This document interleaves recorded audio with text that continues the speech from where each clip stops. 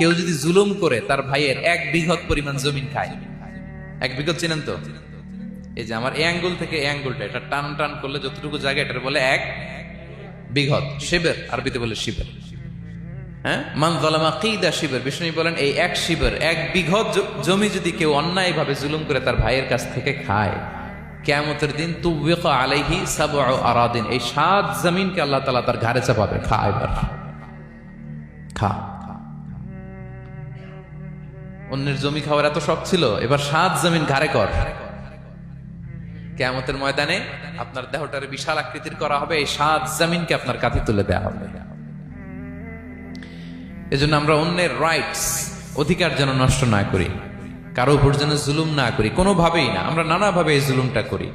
আমরা প্রায় দাদার সম্পত্তি থেকে ফুফুদেরকে বঞ্চিত করি, বাবার সম্পদ থেকে বোনদেরকে বঞ্চিত করি। হ্যাঁ, নিজের ভাই আরেক ভাইকে, আপন ভাই ভাইকে বঞ্চিত করে, জুলুম করে। এরকম দৃশ্যপট আমাদের সমাজে আছে না নাই বলেন তো? কিয়ামতের দিন আল্লাহর সুপ্রিম কোর্টের কাঠগড়ায় হিসেব দিতে হবে।